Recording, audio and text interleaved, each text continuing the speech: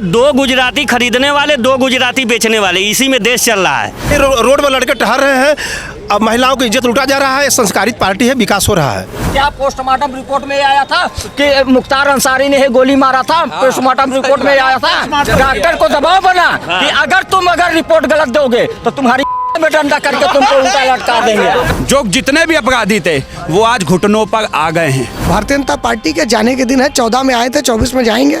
और गरीबों को अनाज 81 करोड़, शौचालय, घर क्या नहीं दिया भारतीय जनता पार्टी ने। यही जो पिछली पूर्ववर्ती सरकारें रही हैं, जनता को लूटा और ठगा है। बेईमान आदमी और सत्ता में बाहुबली आदमी तो कुछ भी कर सकता है। तो जब अगर पार्टी बेईमान है, अगर बाहुबली है तो कुछ भी कर सकती है। भाई सत्ता सरकार में है ना। उन्होंने कहा हर जनता के खाते में 15-15 लाख रुपया दूंगा, ठीक? अब आज तक 1 रुपया नहीं आया। 2 करोड़ नौकरी दूंगा, साइन इंडिया बनाऊंगा, डिजिटल इंडिया बनाऊंगा, बेटी बचाओ बेटी पढ़ाओ, और हर बेटियों का बलात्कार आज पूरे हिंदुस्तान में हो रहा है। इतना बड़ा सम्मान इन्होंने दिया है महिलाओं को कि नंगे घुमा दिया है पूरे हिंदुस्तान में। जो 65 साल में पिछली सरकार 55 लाख करोड़ कर्ज ली, ये 9 साल में 150 लाख कर्ज लिए हैं, 150 लाख करोड़। उस कर्ज से ये रोड चमका रहे हैं और लोगों को नंगा कर रहे हैं। अडानी को पैसा देंगे वो भाग जाएगा, उसकी गारंटी है। अंबानी को पैसा देंगे वो भाग जाएगा, उसकी गारंटी है। नीरव मोदी भाग जाएगा, उसकी गारंटी है। मेहुल चौकसी भाग जाएगा, उसकी गारंटी है। बाकी किसी की गारंटी इनके पास नहीं है। 20,000 दे के 60,000 वसूल रहे हैं। रेहड़ी पट्टी वालों से पूछिए उनकी क्या हालत हो गई है। कर्ज भरते भरते परेशान है वो। सरकार सबसे बड़ा क्राइम कर रही है। सरकार क्राइम को प्रोत्साहन दे रही है। सरकार बहु बेटियों को मारने वालों को, उनको अपमानित करने वालों को सम्मानित कर रही है। भारतीय जनता पार्टी का सुपड़ा आपकी साफ होगा, हम लोग साफ करेंगे। ये बचाने वाले बचा लें बस।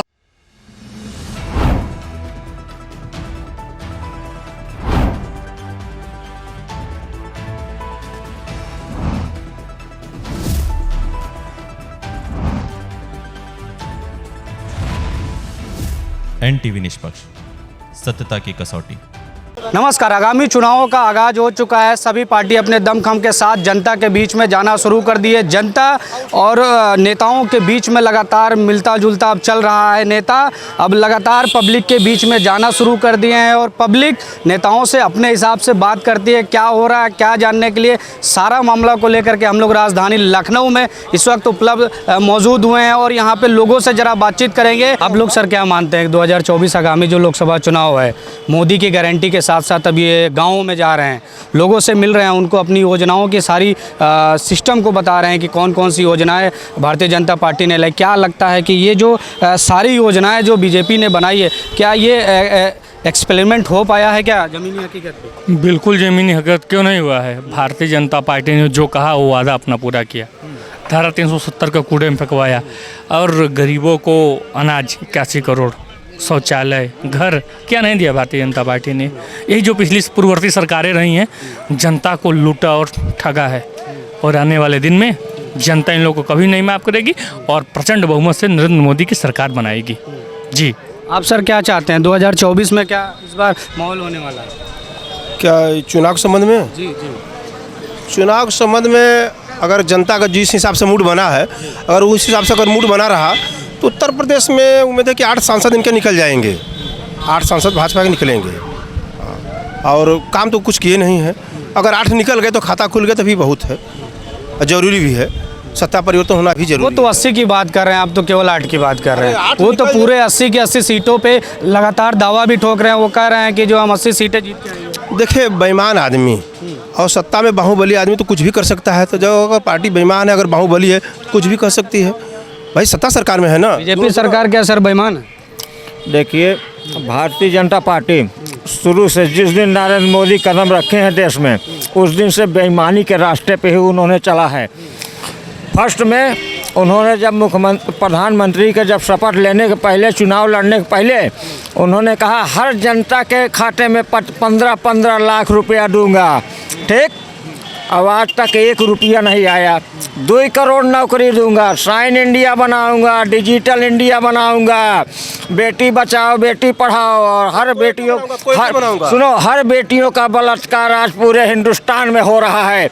आप देखिए, चाहे वो हाथरस हो और चाहे दिल्ली में अभी जो महिला खिलाड़ियों के ऊपर जो अत्याचार हुआ है, आप देख लीजिए, नंगे करके उनको मारा गया है। पुलिस ऐसे पकड़ के अखबारी में घुस रही थी। उस समय नरेंद्र मोदी कहा थे बेटी बचाओ और बेटी पढ़ाओ का आप नारा देते हो और बने प्रधानमंत्री घूम रहे हो आप देश में। अब देश में रह के समय व्यतीत करते हो और देश की बात करते हो, आप हिंदुस्तान की बात करते हो।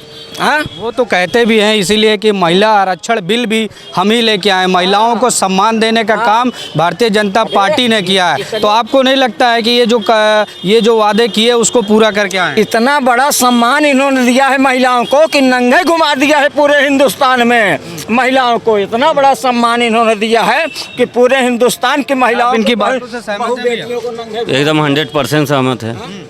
बेटियों को नंगे घुमा दिया, इतना बड़ा सम्मान दिया, और क्या चाहिए? हिंदुस्तान का ऐसा कोई अरे यार, बतिया सुनो। आज तक देश में नहीं हुआ है जैसा नरेंद्र मोदी है। हाँ, मैं आपको बता दूं, 100% तो सही बोल रहे हैं। यहाँ न महिलाएं सुरक्षित हैं, न युवा सुरक्षित है, न सिपाही न कर्मचारी सुरक्षित है।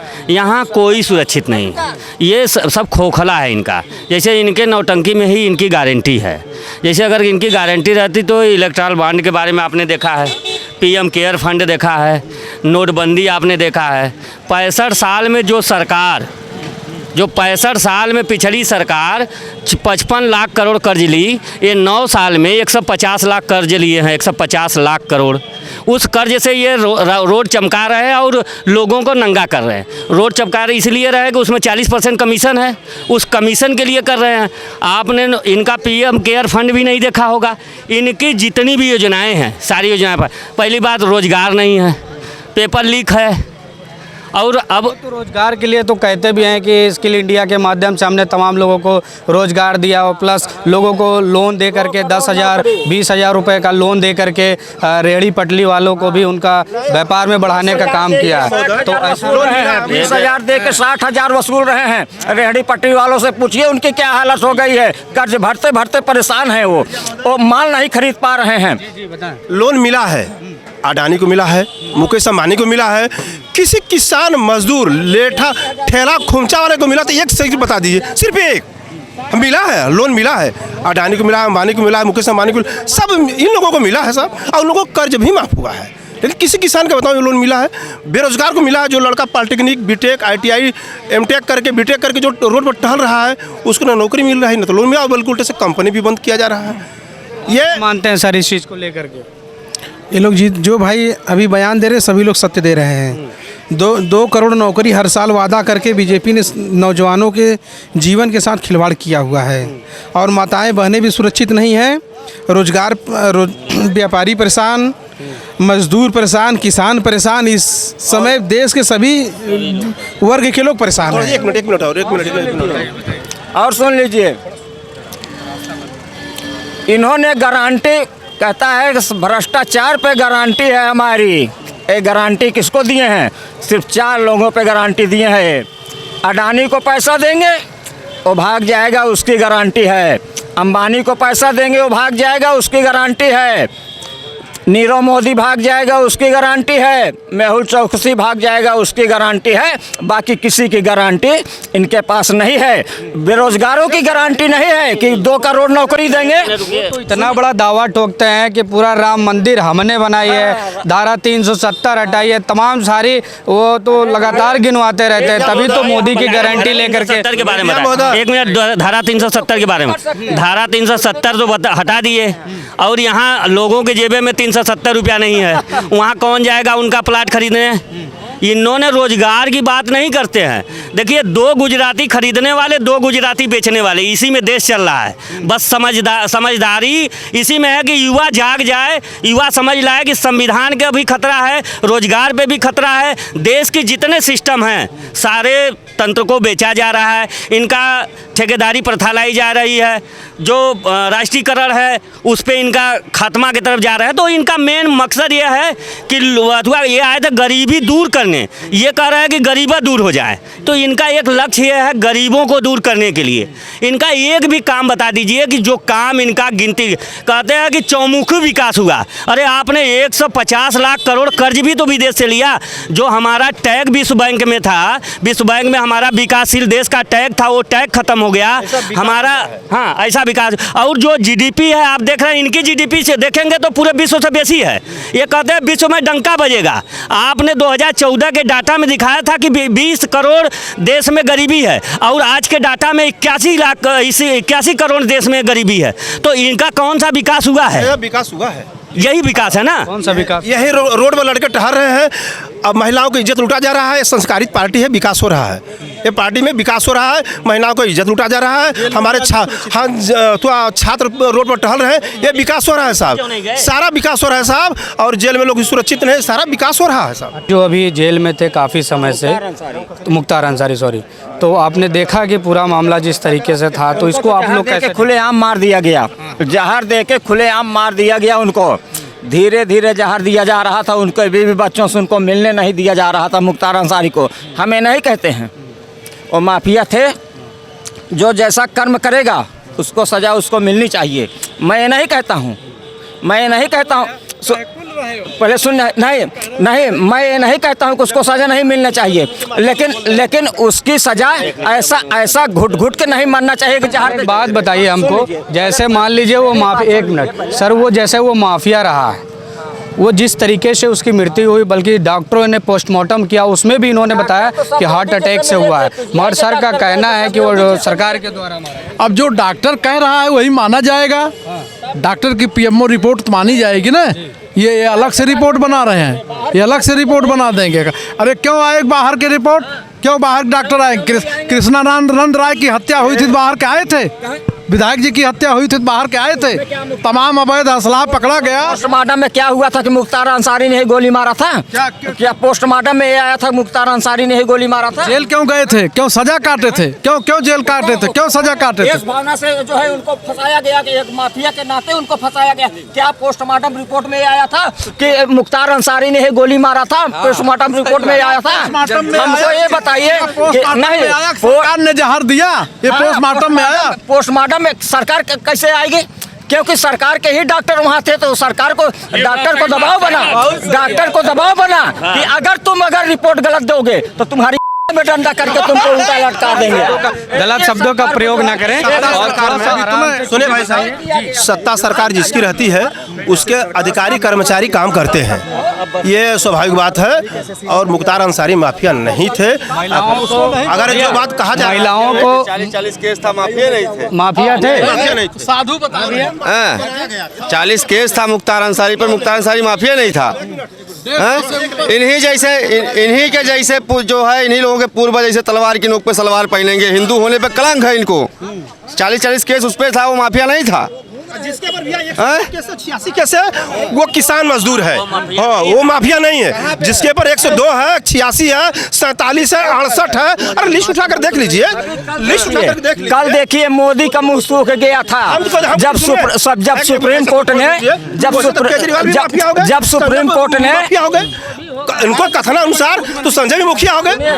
इनका लगातार, जैसे आपने देखा कि भारतीय जनता पार्टी का जो सबसे बड़ा काम है वो राम मंदिर को लेकर के, और सबसे बड़ा वो भी बोलते हैं 370। राम मंदिर पूरे हिंदुस्तान की जनता का, 140 करोड़ जनता का है। सुनो, अभी कल सुप्रीम कोर्ट ने क्या कहा, सुनिए, ईडी सीबीआई इनकम टैक्स को कल, सुनिए, ईडी सीबीआई इनकम टैक्स को कल, सुनिए, कल ईडी सीबीआई इनकम टैक्स को सुप्रीम कोर्ट ने ये कहा कि जब तक चुनाव नहीं हो जाते हैं तब तक कांग्रेस के ऊपर अंगुली नहीं उठाना, नहीं वरना खैर नहीं तुम्हारी है। सुन लो, एक वो चाहे जितना गलत करे उनके ऊपर कोई हाथ नहीं। सुनो, हाँ, गलत क्या है?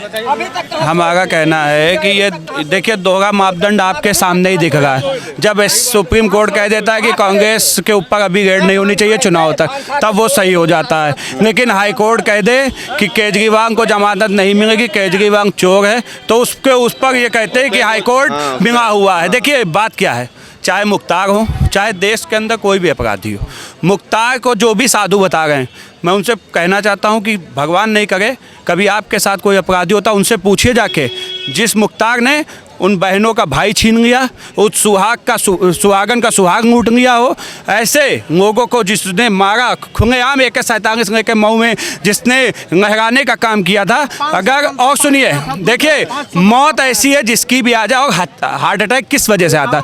हार्ट अटैक इनको नहीं जानकारी होगी। हार्ट अटैक जिसने सत्ता को घुटने पर रखा था अपने समय पे 2014 के पहले इस उत्तर प्रदेश के अंदर, आप सब जानते हैं कि जितने भी अपराधी थे सत्ता को अपने घुटनों पे रखते थे, लेकिन 2017 के बाद से इस उत्तर प्रदेश में जो जितने भी अपराधी थे वो आज घुटनों पर आ गए हैं।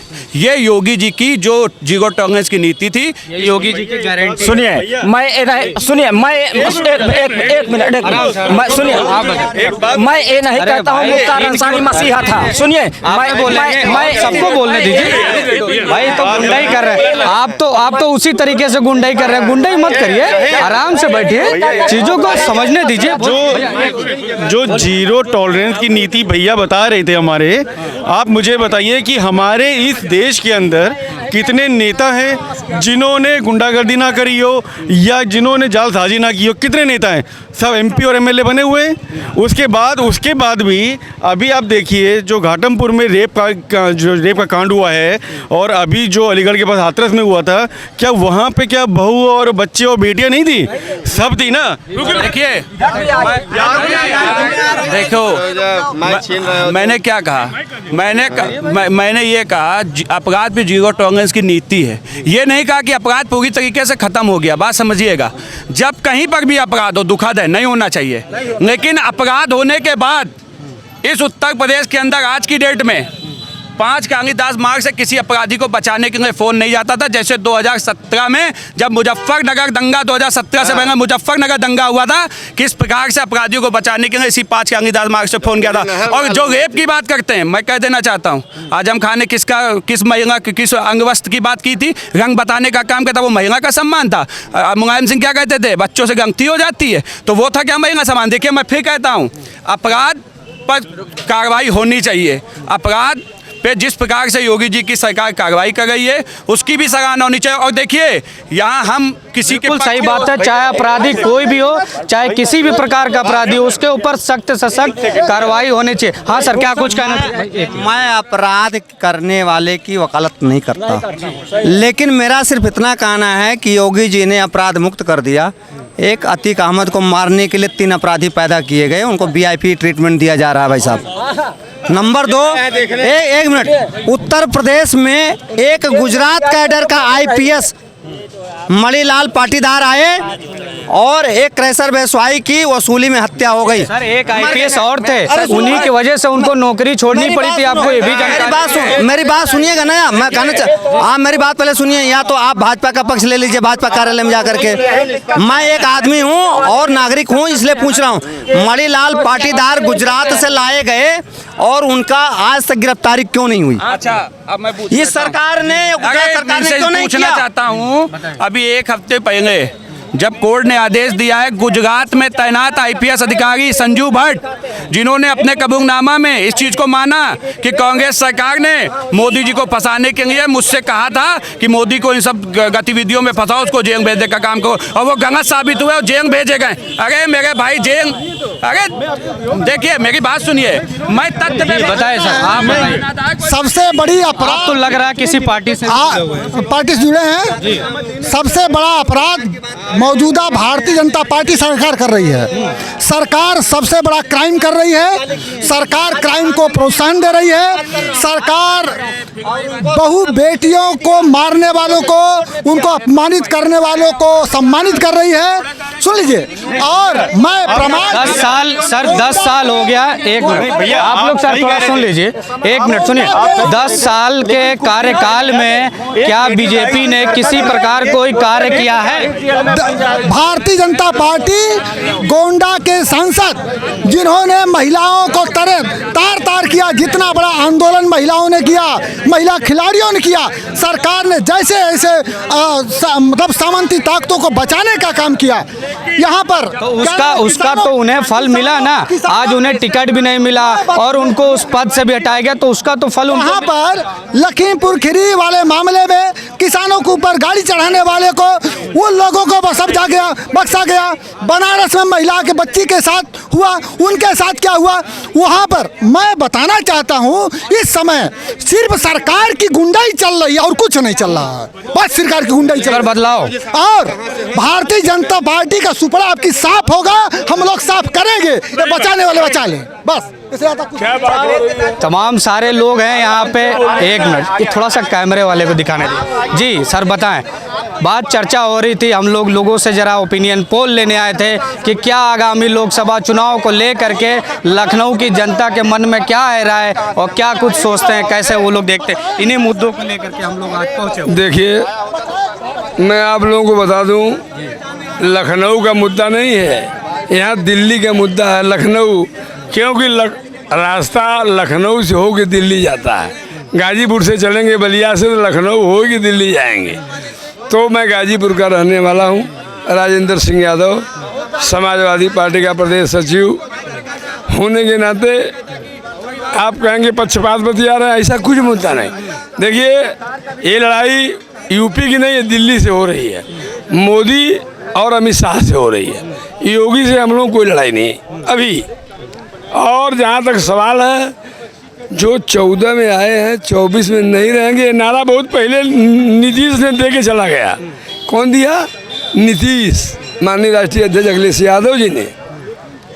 आपने अभी देखा कि जिस तरीके से इंडिया अलायंस की बात कर रहे हैं, उसी में अखिलेश यादव जी भी जुड़े। उन्होंने पीडीए बनाया था, पिछड़े दलित अल्पसंख्यक, उसी में से निकल करके पल्लवी जी बाहर हो गई। पल्लवी जी और ओवैसी जी दोनों लोग मिल करके उन्होंने पीडीएम बनाया, पिछड़ा दलित और मुसलमान। इसके ऊपर आप क्या सोचते हैं कि कहीं इंडिया महागठबंधन टूटने? नहीं, इंडिया गठबंधन में न कमज़ोर होगा इनसे न टूटेगा। इंडिया गठबंधन इतना मजबूत होगा, जो इंडिया गठबंधन के बाहर जाएगा वो अपने आप ख़त्म हो जाएगा। और जहाँ तक मैं उत्तर प्रदेश की पूरी बात नहीं करता, पूर्वांचल में केवल एक सीट बनारस की है, जहाँ से शायद मोदी जीत जाए।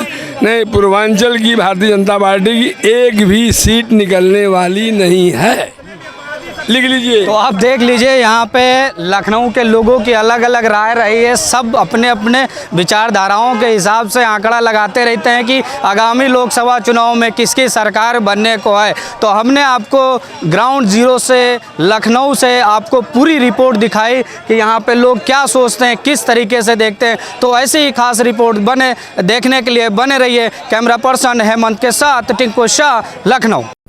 देश विदेश की ताज़ा खबर पाने के लिए हमारे चैनल NTV निष्पक्ष को सब्सक्राइब करें व बेल आइकन दबाना ना भूलें।